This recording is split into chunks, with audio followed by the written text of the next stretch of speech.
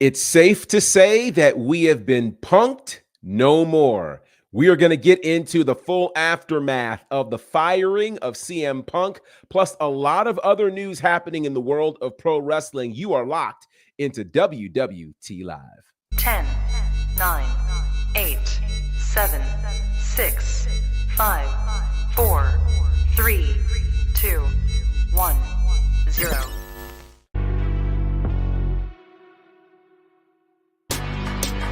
Women's Wrestling Talk, the #1 women's wrestling show on the planet. Happy Wednesday, family. My name is Gerard Bonner. They call me the professor around these parts, and you are locked into WWT Live as part of Women's Wrestling Talk, the #1 women's wrestling show on the planet. I hope you guys are well. Off the heels of what was supposed to be a quiet Labor Day weekend, it's the world of pro wrestling. Why would it be quiet? Certainly, and it wasn't. And we were obviously off on Labor Day, good grief. And so all of these days are coming by. And quite frankly, I know you guys have been waiting for us, so much so until we almost had a show on Labor Day. But we said, no, everybody rest from your labor because we're going to get it in today. And so here we are. Of course, I am not alone. The fellas are here representing WWT Live. First of all, we've got DJ Chuck. What's going on, good brother? Professor, happy West Coast Wednesday. Happy Wu-Tang Wednesday. And I haven't heard the term punked that consistent since the MTV days. We got a lot to talk about. No Ashton Kutcher today. Yes, we do. And joining us is I guess if I say this way, I'm okay. The self-professed EST of WWT. This gets me out of all kinds of trouble. It is said the entertainer, or said the shaker of salt. I'm getting in all kinds of trouble today. Said, how are you, sir? You're in no trouble, Professor. It's okay to make these claims because I didn't give myself this name. The people did.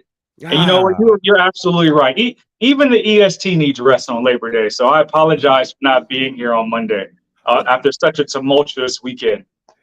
Yeah, well, don't feel bad. We all needed some rest. First we were all in, then we were all out, and someone certainly is officially all out. We'll get into that, but the chat is already firing away. So let's acknowledge everybody. Dylan, good to see you. Bobby, great to see you. And thank you for that. You like the t-shirt, the Crockett Cup from the NWA. And Boza's here. If we had a holiday off in pro wrestling news, it would be insane. Of course, it would absolutely be insane. And Boza likes the title. I like it too. It's pretty cool. All right. So with that said, let's get into it. I know you guys are ready to have the conversation. So top story, of course, the firing on a Saturday, by the way. I suppose if it was on Friday, we could reference the movie Friday that you got fired on your day off. But yeah, be that as it may, CM Punk has officially been released from AEW. Said, would you like to tackle this story? And there's a lot of other moving parts, but go ahead. Very interesting. I forget, what was I doing on Saturday? I forget where I was at. And I got the notification. I was like, I was doing a fantasy football draft. I was like, CM Punk just got fired. I was so dumbfounded because obviously All Out Sunday in Chicago. Mm-hmm. And then Collision is basically the CM Punk show. A lot of stuff. And if you saw everything happened so fast. If you saw it happening online, you saw the fake TK come out and give that announcement to a chorus of boos. There's a lot of stuff that happened. But in relation to everything that happened at All In, with Jungle Boy Jack Perry, they decided to terminate CM Punk effective immediately, let him out of his contract, which is almost unheard of in the short tenure of this 5-year company.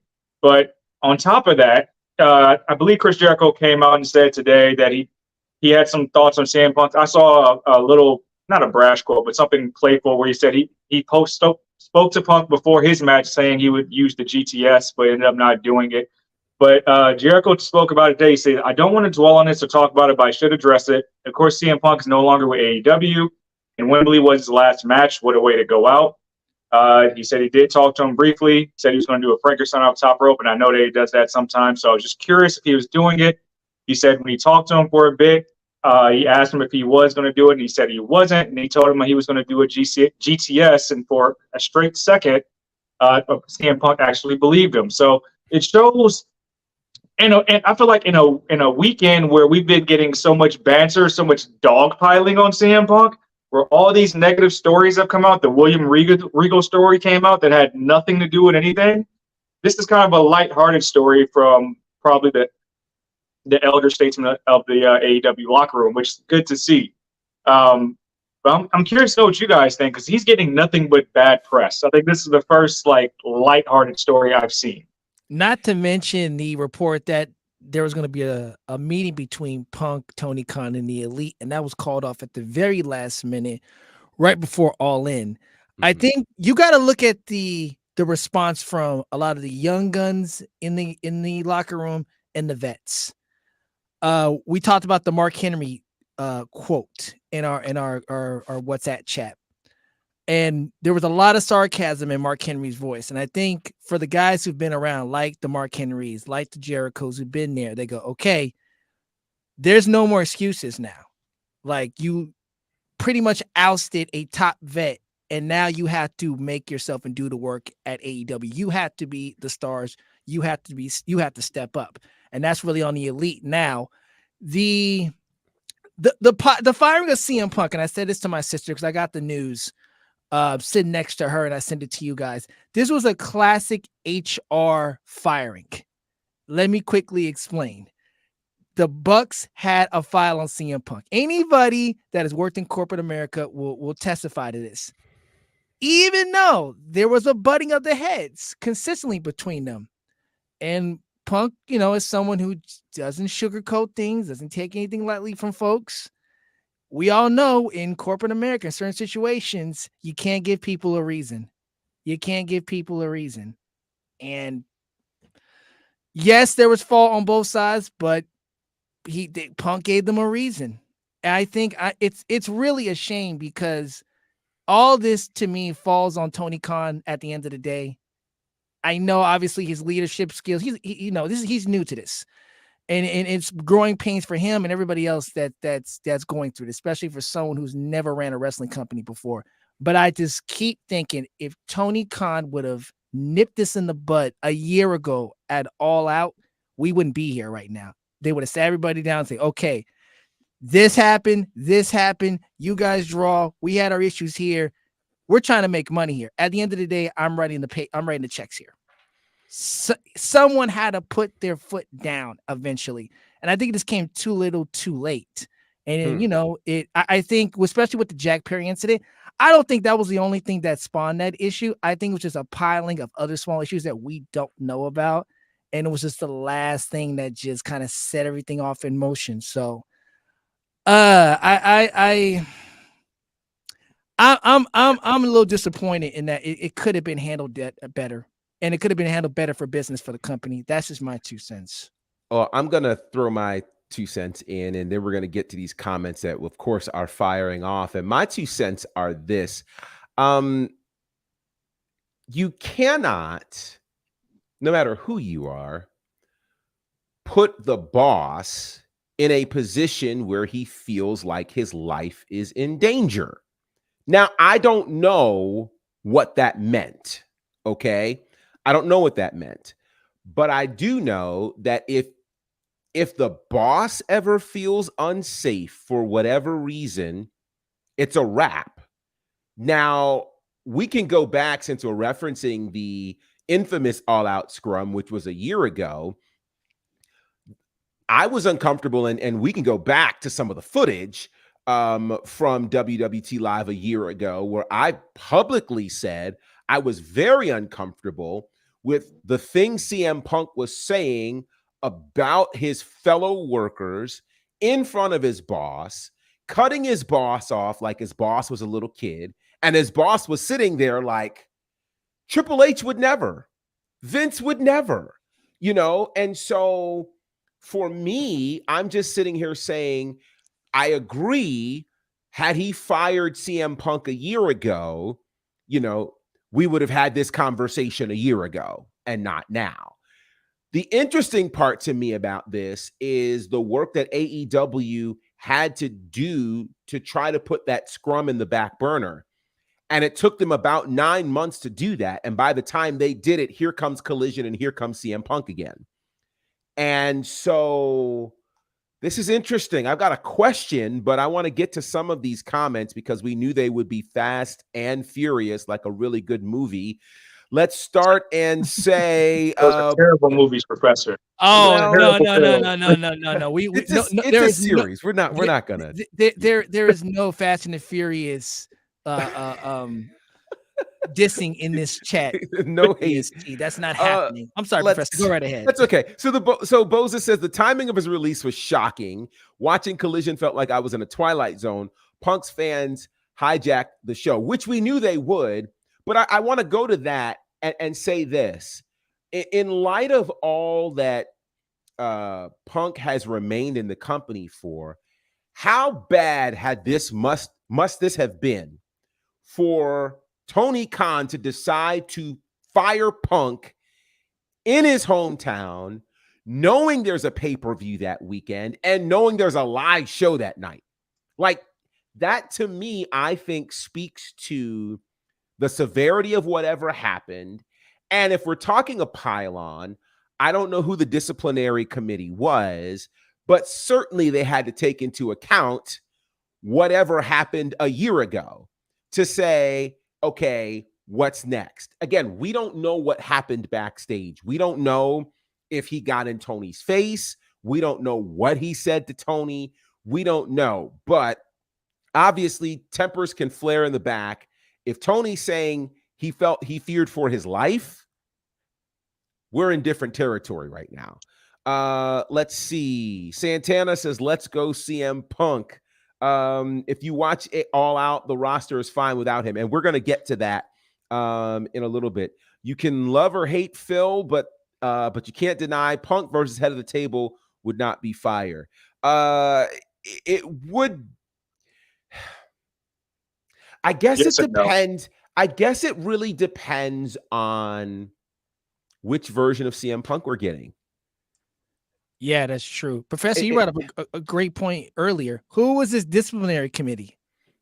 I don't know. That brings up a greater question of, is it a problem that you know who are EVPs? Because Chuck said earlier, hey, we got a file on you that's been growing for a year. So the slightest thing, we're going to push that envelope and push the chips there. Also, is there even I hate the terminology "I feared for my life." We know, in my personal estimation, I feel like that's just code switching because you know that a lawsuit can come as a result of termination. Fear for your life is very aggressive. Just because we know that Samoa Joe calmed CM Punk down, they went on to go have a banger of a match. So fear for your life is like extreme. There were no weapons present, anything like that. We weren't there, but I'm calling cap on that, to be honest with you. If it was that serious, we'd had the cops in the back at all in. The show wouldn't have started on time if it was like a fear for my life scenario. Well, all we can go off of, and again, I'll say all we can go off of is what was said. And I don't know. You know, I don't know, and I don't want to speculate one way or the other. We can say for sure that the match happened. You know, Punk fought, and in Punk fighting, you know, he didn't give off any vibes that said he wasn't going to work the match, and there wasn't a point where you felt like, you know, anything was actually wrong. So I don't know. This is why this is all speculation and all very, very concerning, because you don't know. You don't know. All right, let's run through some more of these comments and then we'll get to some more news. The issue is no one fears Tony Khan and takes his kindness for granted. Yeah, I can see that. But I think it's terrible that you should have to fear your boss. Absolutely. Maybe, you know, do they respect him is the question. That's the question. It's kind of the extreme, right? On one hand, you had all of the reports of people being scared of a Vince McMahon. You know, I don't know that you want people scared of your boss as much as you want them to respect your boss and know, okay, they're going to give me certain freedoms, but they're not going to play. So let's see. Boza says Jack Perry thing was the straw that broke the camel's back. Tony books like a fan. Triple H shows that he has respect from talent, but he won't take stuff from anybody. Very much. The clip of the fake TK saying his life was in danger is already a meme. That's hilarious. The scrum it all out made me as a viewer uncomfortable to watch. I mean, he thought his stuff didn't stink. And then, yeah, I agree, Boza. That stuck out to me as one of the worst press conferences I've ever seen, because I just felt like it was just bad, just really, really bad. Is there even an HR department at AEW? Serious question. There is. Okay. There is. Tony was playing chess. Hey, Nikki. This gave me severe Karen vibes, which is also interesting. It's legal telling Tony to say that. It was so bad. The sixth man between the Golden Elite, the Callis family were asked to be on standby just in case they couldn't get Punk versus Joe to the ring. We did take this with a grain of salt, but apparently the disciplinary committee consists of Aubrey Edwards, Tony Schiavone, Christopher Daniels, and Matt Hardy. First of all, if that's true, I won't say that it's not, but if that's true, I think it's a smart group of people. I think it's very smart to not have the Elite as part of the disciplinary committee for all of the issues that you potentially mentioned. This group of people seems to certainly be very, very experienced, would know how all of these kinds of things in terms of locker room etiquette, et cetera, could be handled. And again, I don't know, but if that is the case, that would be interesting. So from the firing, we now move to what's next for Punk. And apparently there are people interested. Chuck, tell us about this. Turns out there are people, I mean, no surprise, but it's almost, is it damaged goods? Do we have, I guess before we can go into this, I guess you could say that obviously his options of possibly going back to WWE is a possibility. Of course, we have to keep in mind the Endeavor merger. Remember, Punk fought in UFC for a little bit and he kept a great relationship with them. And I think that hiring would come from them. There's been talks about him going to New Japan, maybe fighting the G1 Climax. That's a possibility. You know, as much as the WWE talk seems absolutely positively far-fetched, especially after we kind of saw a preview of that when he did the backstage show on Fox. Never say never in the WWE. How many people we thought there's no way in hell? How many times did they sign the Ultimate Warrior back? Just as a reference. Mm-hmm. How many times? And we thought like there's no way. So I can't call it, Professor. I can't call it. Like, I think he's gonna go home. He's gonna go chill with AJ Lee. He's gonna go chill with Larry. And I don't know how much. See, there's something we haven't discussed yet. What is his non-compete clause? How many days? Well, there isn't. They completely let him out of his contract. Oh. So there's not a non-compete. You know, it's interesting. I was having some conversations with a couple of folks over the weekend about this, and people seem to forget Punk did not come back for the money. He has plenty of money. So this is not an issue of money. I think people also fail to remember that Punk was only in AEW for 2 years. Given all that's happened, it's hard to believe that it's only been 2 years, and 9 of those months he was out on injury. Right. So, matter of fact, more than that, let's say almost a year, because we forgot he was injured right after he won the world title back in May. The night after. And then he was out and kind of made his comeback at All Out. So, yeah, we're talking about a year. So basically a full year in ring and on our camera for CM Punk. Now, the reports are saying there's interest from the NWA. There's interest from Impact. No surprise there, though. No offense to Impact or the NWA, I'm not sure that their budget would allot for a CM Punk. But then again, because he's not doing it for the money, maybe he would show up there. I don't know. Obviously, you can't rule out the WWE. I think the difference, if WWE is to bring him in, obviously the structure is different. And I don't think he would get the kind of I would say the kind of privilege that he had in AEW. Right. So because he wouldn't get the kind of privilege, his behavior would have to be different. And maybe that scenario could work. I don't know. I'm curious to you guys in the chat. Do you have any interest in seeing CM Punk show up somewhere else in the wrestling world? While we do that, I want to pose this question to you guys and to you in the chat as well. And that question is this.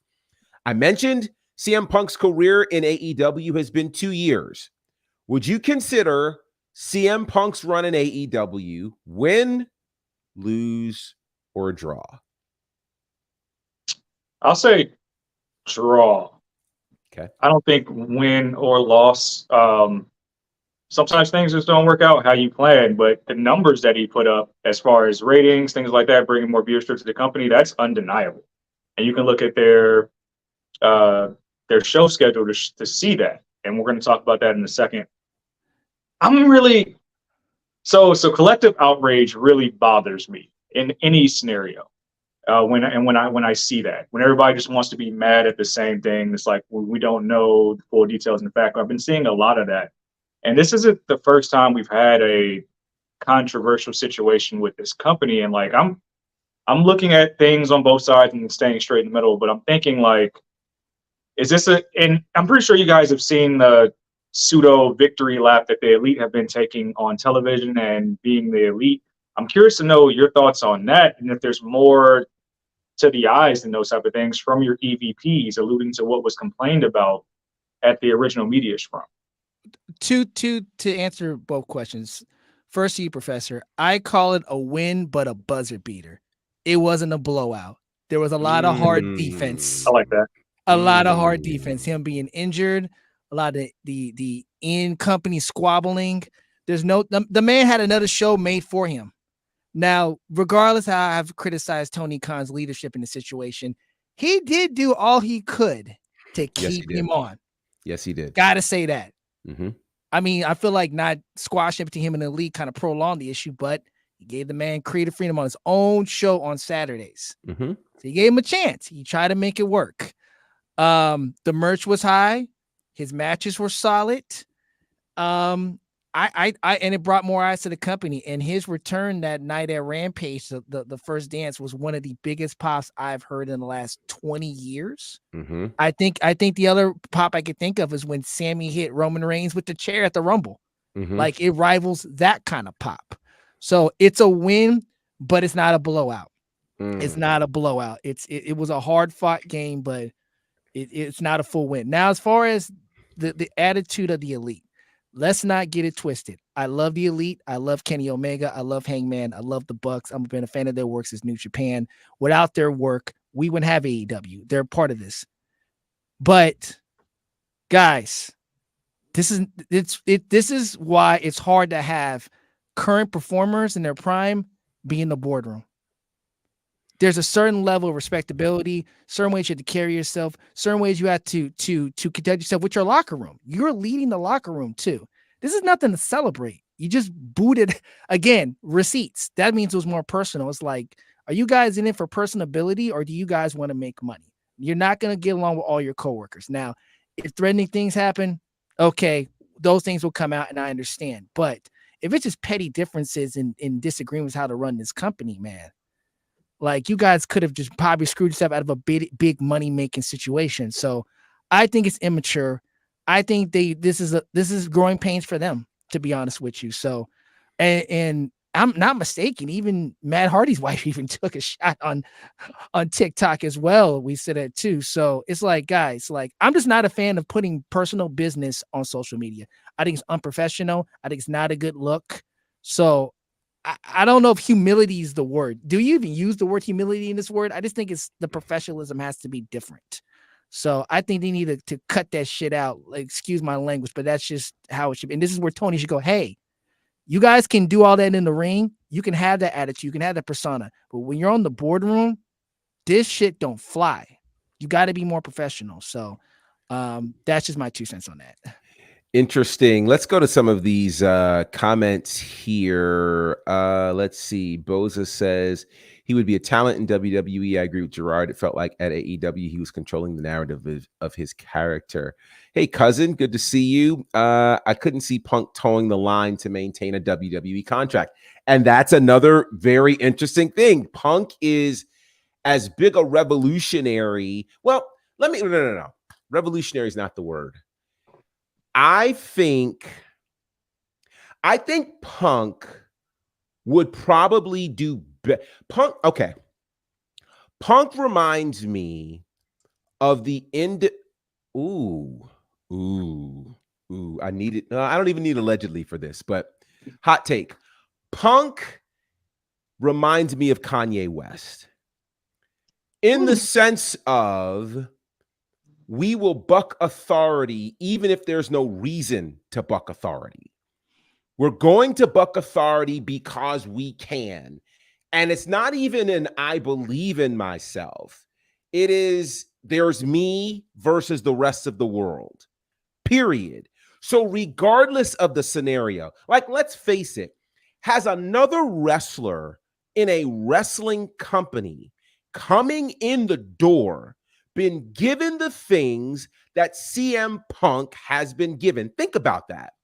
Roman Reigns, we talk about this 3-year reign he's had, but how many years did he have to work in the same company to get it?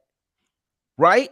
He didn't walk in the door and they created a whole show for him.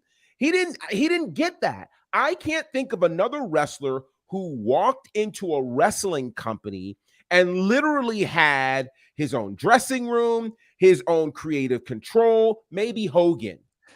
But Hogan didn't have a show named after him. No, there was no WCW Saturday Night Brother. That was just not happening. That was not happening. Nitro wasn't created to appease Hogan.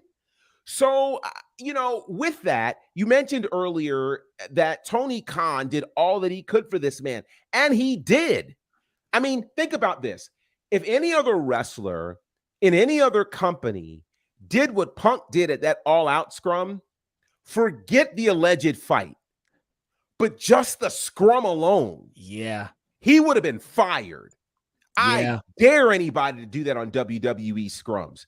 They would never be heard from. I won't say again, but they certainly would have a parting of ways because we don't play that. And so to me, I'm just saying for Punk to just have the title removed, he was out for injury, which just worked. And then he comes back like nothing happened. Okay, we're acting like, okay, everybody's getting another chance. So it's interesting. Let's see. Dylan says this is a draw, which I like both of your explanations, actually, about draw and a win as a buzzer beater. Punk and Trips clearly have personal issues. Triple H would put things aside to make a bag or two, for sure. I think so, too. It'll be interesting to see if the quality of Collision drops. That right there is the perfect segue to the next story. Because, of course, this announcement comes literally a couple of hours before Collision goes on the air. And Collision, not just did it have that coming into play, but Collision for the first time goes head-to-head with both college football and a WWE PLE, that being Payback. So, Ced, would you like to tell the people how Collision did this past Saturday night? Like I alluded to earlier, people saw the videos of fan reactions in the stands, stuff like that, and the numbers reflected that. And you can say it's the CM Punk effect, but really, like you said, WWE, PLE, college football, those things are going to take priority. But it did its worst numbers in a 3-month history, bringing in just 345,000 viewers in a drawing of 0.11 rating among 18 to 49-year-olds for TNT. Furthermore, the opening quarter drew 472,000 viewers, and after Tony Khan announced the firing, people tuned out, down to 383,000 viewers. That's a 19% loss to the audience just after the announcement alone. So I'm interested, one thing I'm interested in to see if the quality drops going forward, because I think people were kind of digging Collision and how it felt different produced from Dynamite and Rampage. So it's interesting to see how this show will move going forward. I think they were preparing for bad numbers regardless with college football, WPLEs. But I'm just talking about just the production of the show, the vibe and the feel of the show. If it changes drastically, that's going to say a lot for Saturday nights going forward. So I want to address one thing because I know a lot of people are kind of putting narratives together from this. So Dylan says people tuning out after the announcement is crazy and very telling. It's telling, but what is it telling? So let me give my analysis of what I think it's telling. So it's like if you have there's a reason that you have a main event for a show. And if you have a main event for a show, there's a reason you don't put that on first. Because if you put the main event on first, that's what everybody's tuned in for. They see what they came to see and they turned away. Let's be very clear. Lots of people tuned in to Collision to see what was going to be the fallout of CM Punk. If I were programming the show, that announcement would have come at the end of the show because I would have kept viewership all the way through until we get to the last quarter, since we know that's what everybody's come to see. Okay. The fact that you did this at the start of the show, I think he was trying to be accountable, address the elephant in the room, all of those things. However, and comma, from a programming perspective, it's not what you do. You always save the main event or the piece that's most anticipated for the end. A couple of months ago, when Trinity was debuting on Impact, they promoted that the entire show and waited till the last 5 minutes before Trinity showed up. That's good programming, and that's how you keep your house. So I think that was more of a production and planning error from AEW versus an indicator of does Punk draw or not. We know Punk draws, but I think had they placed that toward the end, think about it. All these other announcements that they talk about with Tony Khan, they'll make announcements during the show to prep you for it, and they don't give it to you right at the start. So I think they should have handled that better. Now, really, the issue isn't even the CM Punk piece as much as and this is what we were talking about when this show was announced for a Saturday night back this summer. We were saying this was going to happen. You were going to run into PLEs. You were going to run into college football. And knowing how big both of those are, what's going to happen? So I think AEW at this point, Collision is an amazing show. I think it's the best show that they have. So they're really going to have to find some ways to get people to watch and turn away from college football or PLE to watch. That's the thing, Chuck. I think at this point, Professor, that makes me think, what is Turner's point of view on the CM Punk firing? Because they bet a lot on. So I read a report that, for one, the heads there at Warner Brothers were not surprised by this. They were actually tipped off before the press release dropped. So they were aware of this. I'm sure they are aware of the potential hit that this can take. And to be honest, that's why I also wonder, what were they promised in terms of ratings? So if they weren't because they have to know that they're going to be up against college football and other major sporting events on a Saturday night. They are not, deaf to that. So to me, the question is, if you promise them 1 million people showing up, then we have a problem. But if you promise them 300,000 to 400,000 and you've been producing 600,000 on a regular basis, and then they knew this number was coming, then there's not a problem. So I think that's where the issue is going to lie. So you think they under promise and they try to over deliver just to kind of pad the ballot box? Well, I think they also tried to be realistic too. Right. Because again, this is not, and again, the timing of it. If it were old WCW at 6:05 timing, maybe it's, you know what I mean? Maybe it's different, but 8:00 is prime time. Right. And so, you're talking the big games are coming at 8:00 on the major network. So they're going to have that. They had to know that. There's no way they went into that not knowing this. this. And also the comparison, and you saying 6:05 Eastern on the Superstation just warmed my heart that you just said that. You also got to remember Saturday, WCW Saturday Night was rarely live. It was taped. Always it wasn't taped. seen. Nitro at that point was the Right. the juggernaut for WCW, but Collision is live and it's supposed to, and apparently has bigger, expectations. And here's the other difference too. The environment of wrestling culture. Back during when Saturday night was a big deal, no wrestling show was live. Raw wasn't going on, all these shows, so they could be taped and all of those things could be fine. The expectation these days is a live show. And so, really the only people that have gotten away with not doing a live show is the NWA and Impact. And that's probably because they're smaller companies, et cetera, et cetera. There are occasions where, both WWE and AEW have had to tape their shows, and they have, but it obviously feels different. And now in this era, you run the risk of spoilers. They didn't have that also when, things weren't like, because the internet wasn't doing what it's doing. So all very interesting things. All right. We spent quite a bit of time talking about CM Punk and Collision. We had to, but speaking of Collision, we talked about the difficult ratings for Collision because it was up against directly college football and this event, Payback. And so the WWE has shared the results of Payback, not what happened in the ring, but what happened outside of the ring. Said, you want to tell them what happened outside of the ring for Payback? So just pulling it up real quick. It did record numbers, and that's like a trend that we're seeing with WWE PLEs.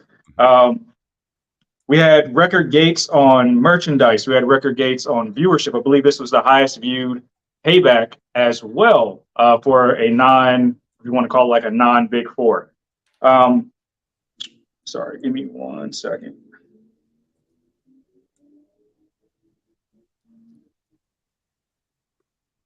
I can't actually pull up this article, but it did record-breaking viewership. And this was a card that going in that we thought looked kind of lax from the outside looking in. There was a couple of things you look forward to, but we didn't expect it to do record-breaking numbers. So the numbers I got in front of it, I finally was able to get it up too. It became, this is of course to WWE's press release. It became the most watched and highest grossing Payback in company history. Viewership is up 36% versus the previous record set in 2016. 12,468 people were in attendance, the largest gate ever for Payback, 30% up versus the prior record set in Chicago in 2016. Hilariously. Hilarious. So funny to me. That's so funny. The irony. In addition, Payback broke the all-time event merchandise record for Payback in partnership with special event retailer partners Fanatics. Merchandise sales were up 182% versus the previous record set in 2017. Most viewed moment across social platforms, Cody Rhodes announcing that Jey Uso was joining Monday Night Raw. Okay, I'm just gonna be honest. Anytime WWE rolls out these numbers, I gotta take it with a grain of salt. I'm sorry. That's great. The numbers are fantastic. Let's get on the fact that it was a great pay-per-view. I just want to focus in on that. The numbers are the numbers. They're going to do good business. They are the masters of the press release and the spin. We know how WWE is with these numbers. But let's just focus on the fact that it was a pay-per-view that we really didn't have much expectation for, but it over-delivered. What did we say just a second ago about under-promising, over-delivering? That was Payback. Yeah, great absolutely. Pay-per-view from top to bottom, in my personal opinion. Yeah, and the chat definitely seems to agree with you. Boza says, I was shocked at how well I enjoyed Payback. I went into the show with no expectations, felt like a Raw production. SmackDown only gave us Ray retaining the U.S. championship over Theory. I'll tell you what was so interesting about this one. It's the first PLE we've seen in a long time with little to no presence of the bloodline. And so that, I think, speaks volumes.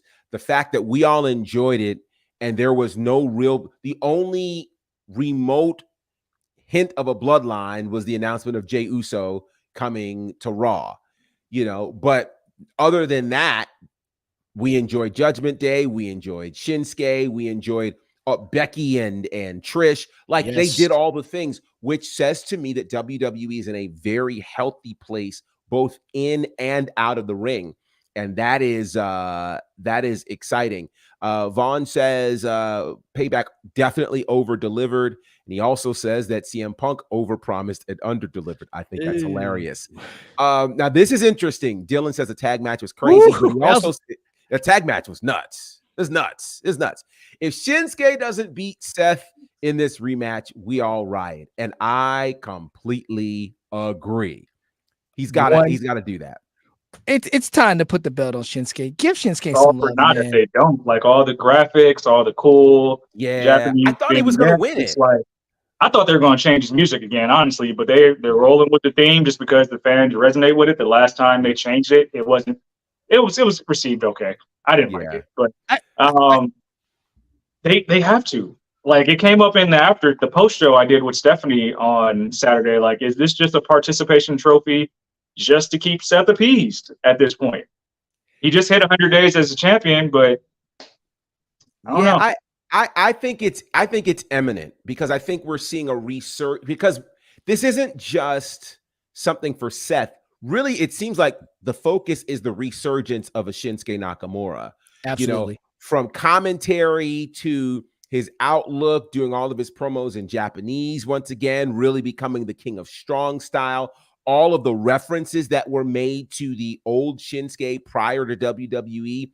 I really thought Shinsuke was going to do it because the Great Muta was live. And I'm like, I thought Muta's the in the audience? same thing. I literally thought this thing was about to happen. So Throw that man out for no reason. and here, Boza with a great stat there. It's crazy that Payback was the first time that Shinsuke actually main evented a WWE PLE, which is absolutely nuts to consider. He is also supposed to say he won the Rumble, but then closed Mania 34. I want to say that because I was at Mania 34 New Orleans. I want to say that real quick. Yeah. The crowd, it seemed like that, and this is, I guess, leads to the argument of, okay, I can be okay with Manias being 2 nights because I've sat through a 1-night pay-per-view, a 1-night Mania, and it now has gone through a 2-night one here in LA. Mm-hmm. That was Shinsuke's night, and you still could have had the heel turn. Yeah. He could have beat AJ Styles. AJ could have shook his hand, gave him the belt, and he still could have hit him with a low blow. Mm-hmm. It still could have continued that and had AJ chasing. Yeah. So I think they should have pulled the trigger on Shinsuke back then, even though there was conversations of, we won't put the belt on Shinsuke because he can't cut promos fully in English, which is a poor excuse in my personal opinion. The charisma of Shinsuke Nakamura and how over he was, and how over he is today. I think right now we're seeing a makeup of that, and we're seeing the Shinsuke of New Japan, the villainous Shin. This is, even Seth Rollins said it on his After the Bell interview. This is the Shinsuke we all know and love from New Japan that's popping up here. So I thought it was his night, especially with the Great Muta in the front. But I think he's going to chase. I think by Survivor Series they keep playing on this back injury storyline, which. The blurring of lines. He does have somewhat of a bad back, but not as much as they're alluding to. But I love the animation. I love the build-up. Eventually, it's going to be Shinsuke's time. And then you got to make Seth kind of a chasing champion again. He's great when he's that. Absolutely. Absolutely. All right. Quickly, we'll go to Monday Night Raw for a moment that has gone viral. And I've got thoughts on it, and I'm sure it's going to cause a great conversation. Seb, would you like to talk about this viral moment that I think most of us did not see coming, involving The Miz and a certain opponent and guest as part of Miz TV? Way to use the time that we have the next 2 months with John Cena of value. But if you watch Monday Night Raw, if you didn't, The Miz did Miz TV with an invisible John Cena. You can't see John, but the beauty in all of this is the fact that they portrayed the whole outlet. Stu, the cameraman, ran in his normal spots, ran behind Cena into the ring, did the whole bit. Miz interviewed as well as fought an invisible John Cena. And I'm going to go ahead and just say that we've had a lot of great segments this year. We're going to be talking about this in December as segment of the year, I'm pretty sure. Mm-hmm. That's how good it was. And The Miz spoke with Pat McAfee on the McAfee show, and it's been received very well. And The Miz is letting you know that, hey, I'm that dude. He said, look at me. I took off my jacket and they started saying, holy shit, with an invisible person. That's how good I am. I am real good. And I'm here to say, yes, The Miz is. And I'm happy he's starting to get those flowers because there's not many people that can captivate an audience and carry them through those emotions that way. And that's how it was. This is a running joke for years, the whole you can't see. And to see them utilize it to that capacity was great. Great. I can't believe it took somebody that long to do something like this because of the running joke. But then again, only so many can really pull that off authentically and make it work. Because you're basically character acting and, you know, by yourself in a ring for the next, 5 to 10 minutes. And The Miz pulled this off beautifully. I think when The Miz goes in the Hall of Fame, this is going to be in that package. This is going to be in that Hall of Fame package of greatest moments as a WWE superstar, man. That was brilliant work from Stu running the camera, the whole bit. So I think we said last week, we don't know what we're going to get out of this Cena run, but I think we're off to a good start so far. I think we're off to a solid start. And I think this is a brilliant way to follow LA Knight. Like, I just think it's brilliant. And here's what's so amazing to this, or to me, about this. These are the kinds of things that have made Orange Cassidy great. These are the kinds of things you expect to see in indie spaces. You don't ever expect to see this in WWE. That's one of the things that made this so brilliant.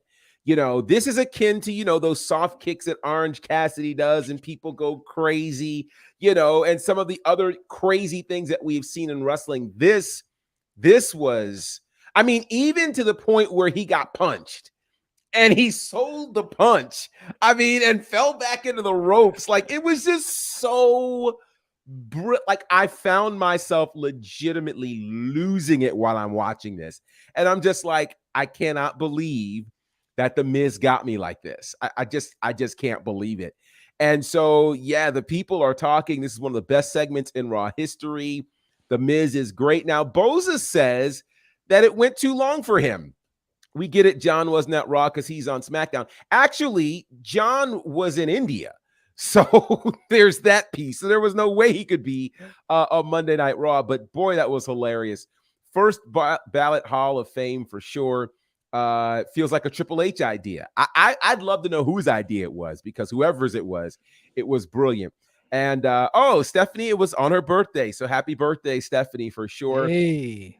Boza says, is involving John in this feud taking away from Miz in LA? The match was okay at Payback, but the focus on Cena was too much as the referee.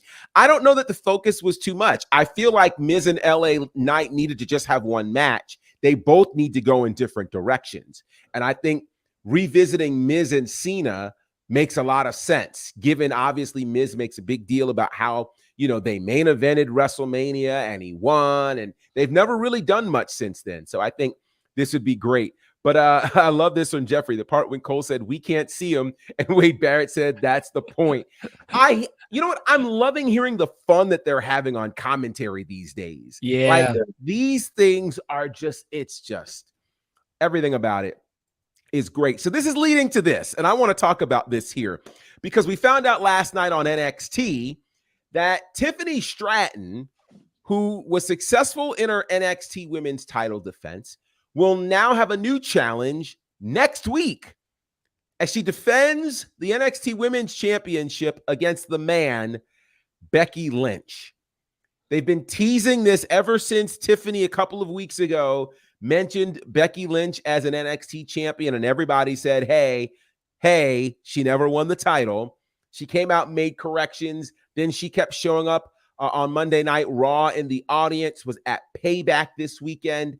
And now they're moving to this match, not at No Mercy, but next week. So I want to get your thoughts on a lot of this because there's a lot of things to unpack with this. And said you were one of the people that I thought about because I feel like we had a discussion a little while back. The question was asking, are there too many main roster appearances on NXT? But there's got to be something to this.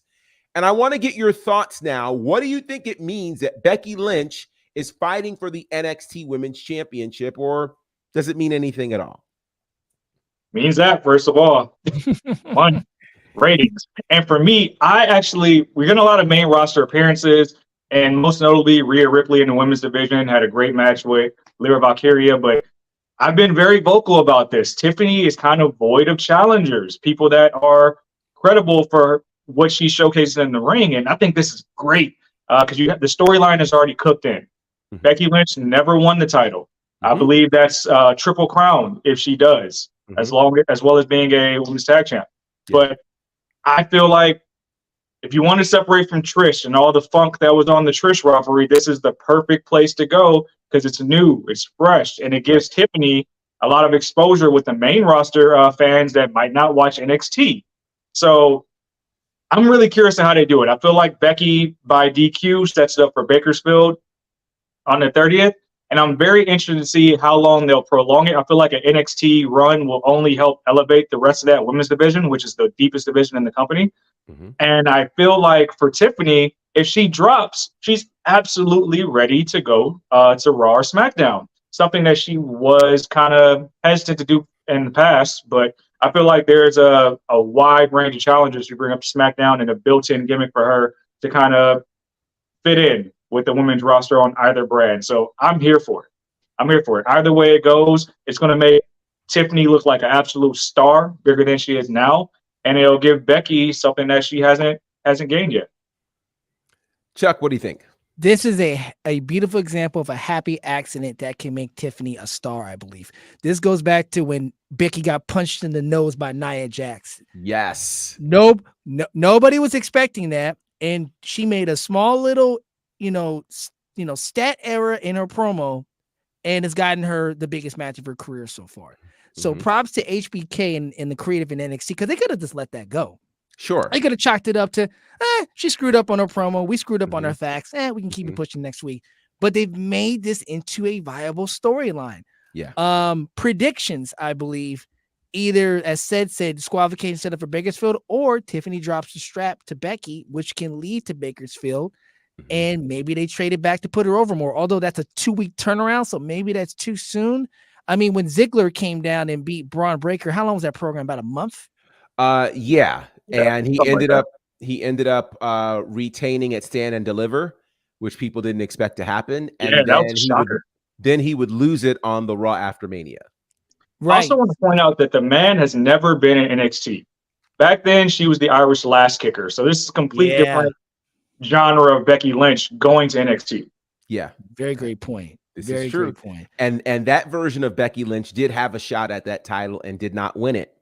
So this all gets, you're right. The story kind of writes itself, and the people here, I love our crew. The Front Row Mafia are amazing. So let's see. Bobby's looking forward to Tiffany versus Becky. Boza's 50-50. They hammered home 4 times. Is Becky going to NXT a rib on Tiffany? Because producers couldn't tell that Nikki. I don't think that's a rib. I think it's a rub. Not a rib. I think it's more so planned than anything. I don't think it was a mistake at all. Well, what I think is this. I think, to the point that Chuck made earlier, sometimes the best things do happen by mistake. If you take advantage of what wasn't supposed to happen, like for instance, there were 3 different instances that I can remember this week alone that WWE mentioned things that weren't supposed to happen or weren't supposed to be talked about. This being one of them. Another one happened at NXT last week, that moment when Nathan Frazier got caught up in the ropes and it looked like he was going to decapitate himself. The people, all of a sudden they're talking about it on the interview and they're talking about it going viral. Like, they would never do that. And then the interview that happened last night where, and we'll get to the conversation about Piper Niven, where literally Chelsea Green says backstage, somebody, one of them, I can't remember who, said that that the women's tag titles are cursed, right? So like what WWE is doing right now is they are taking things that are unplanned, things that are happening in the IWC, on Twitter and all these places, and they're incorporating them. That's the stuff we want. That's exactly what we want. All right, let's see. Becky has to win next week, and then at the next PLE or the one after, Tiff wins it back. Is this Nick Khan saying the roster can't draw? Absolutely not. Becky Lynch is currently irrelevant for me. That's an interesting perspective. Let's see. Becky needs to hold the title for a while. Becky versus Rhea can't involve the Women's World Championship. Let's see. Bobby says, I could see this match ending with DQ. Then they wrestle again at No Mercy. I believe this is Becky's first single attempt at the NXT Women's Championship. I felt like she had a singles match. I know she was in a 4-way back when she was the last kicker. Let's see. Could this be a setup to use Becky to help sell No Mercy tickets? Well, we'll see. There's talk of Trish needing a title. I don't know if Trish is done or not. So we'll see about that. There's more things she wants to do. She's kind of come out and interesting. said that. Also, do they need to tell us 4 times that Becky is visiting NXT next week? It screamed of ratings desperation. Here's what I think would scream of ratings desperation. You guys know how I feel about the ratings conversation, but for those who don't, remember, ratings is not the big number in WWE or in pro wrestling these days. The big number is social media. What are the social media people talking about? And in fact, it was social media was so strong with Tiffany Stratton. That's why later in that same show, in a backstage interview, she corrected the Becky Lynch faux pas. If this were ratings desperation, they'd be mentioning this on SmackDown and Raw, not on NXT. Yeah. You don't need to talk to the people who are watching to tell them to keep watching. You need to talk to the audience that's larger to tell them to come watch the product that doesn't have as many viewers. So I don't think it's ratings desperation at all. 100% agree, especially with the way NXT ended last night.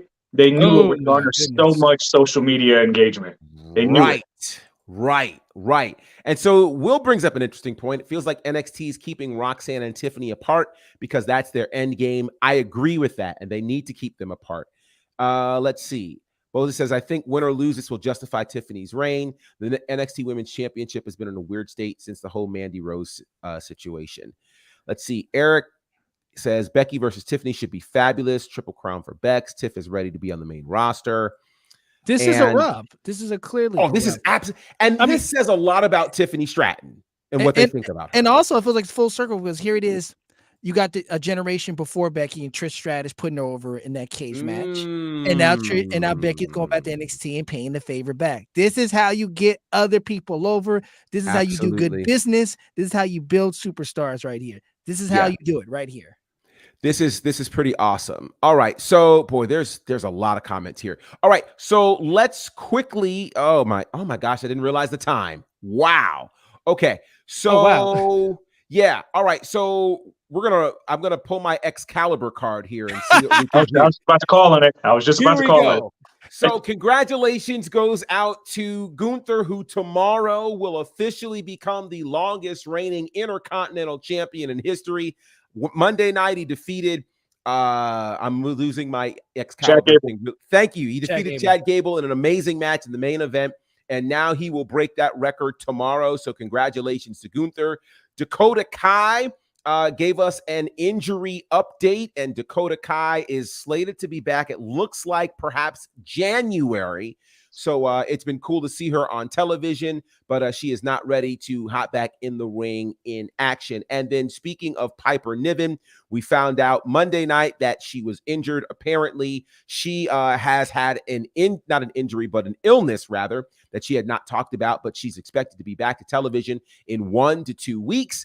And therefore, they will not be stripping anyone of the Women's Tag Team Championships. So, with that said, that's all the news you can use. We've got to get out of here because we've got more shows. But with that said, here's how you can reach out to all of us. Chuck.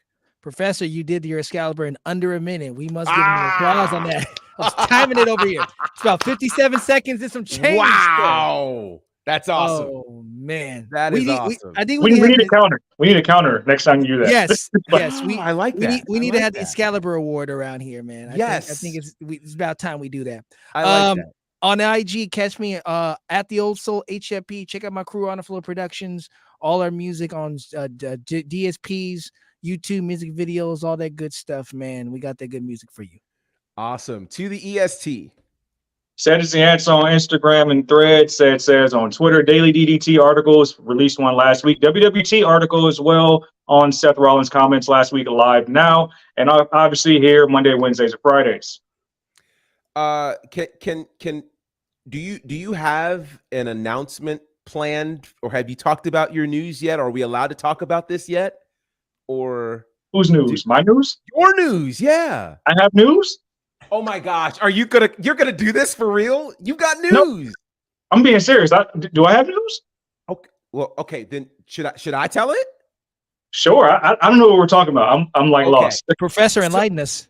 So for those who don't, and I need to have, I believe, hold on, I need to find it. Where is that needs to be a clip because I didn't know I had news. No, you've got news, and I'm going to make sure that we get this correct. So there's been a lot of talk around here, of course, with this man said as the EST of WWT, and it has obviously created some comments, and people have had all sorts of things to say. Well, since he won't say it, I guess I'll say it.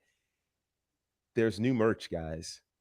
Oh, there's okay. There is official merch for the EST of WWT. Would you like to talk about this very briefly, sir?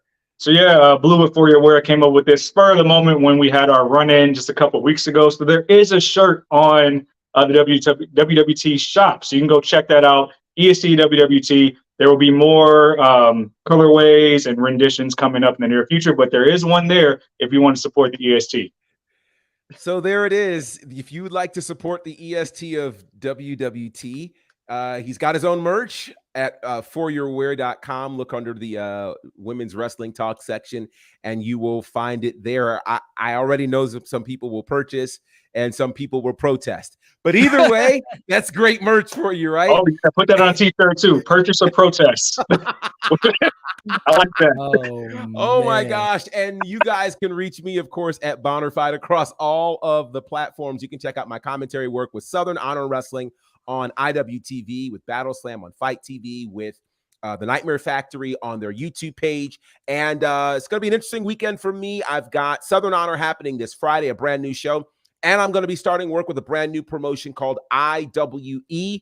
That's going to be this Saturday. We're starting that, and some other cool things are in the works. So I'll keep you guys posted. The IWE things you'll be able to check out on IWTV very soon.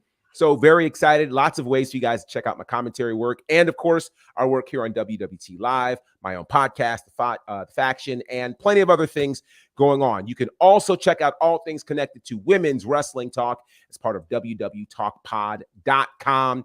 All things are on the website, including how you can check us out on the socials, all the great articles. And speaking of interviews, tomorrow, ladies and gentlemen, there will be an interview with the one and only Jade Cargill dropping on the website. If you want to know what's next for Jade Cargill, is she coming back to AEW? What are the plans? All of the things you can find out exclusively at www.talkpod.com. The interview drops tomorrow. You do not want to miss that.